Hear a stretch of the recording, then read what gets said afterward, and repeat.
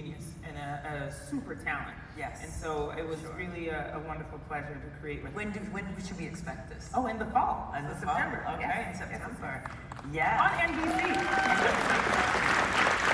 Now, before we go, there's always one question I always like to wrap with. Yeah. And it is, in this moment, what are you grateful for? Oh gosh.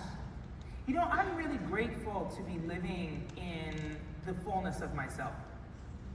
You know, to have gone through everything that I've been through in my life, both the grief and the loss, the really, really big highs and the super terrible bad lows, you know, and to be so joyful in my life.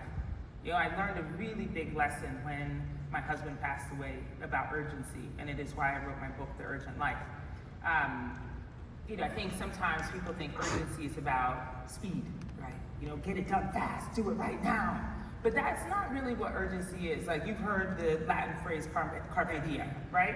And we all know what that means, like seize the day. But as a Latin student, I will tell you that it actually does not translate to seize the day. The translation is more of a plucking of the day, an intentional taking. So seize make it sound like you have to go and grab everything and do it like with anger and aggression. You know, that's not carpe diem. Carpe diem is a more intentional taking of the experiences, of the things that you want to do. And so my idea of urgency matches that, where it's like I'm urgent in my life about the things that I want to do, the life that I want to live.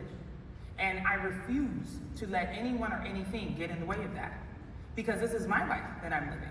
And so the expectations that others have put on me, or the boxes that others have tried to put on me, I have completely discarded. But it was because of the experience of losing my husband at almost 44 years old, when there was so much more life to live. You know, as I stood in the receiving line of his funeral, you know, person after person would say to me, he died too young. Yeah, I'm so sorry, he died too young. And I reflected on that a lot, and it caused a lot of fear in me for a long time, because who wants to die young? None of us do. But the challenge is that we don't know when we're gonna go. And for me, it's no longer a morbid thought, you know, because I am living my life in full urgency. Like it's a carpe diem life that I live, one in which I'm plucking the experiences that I want.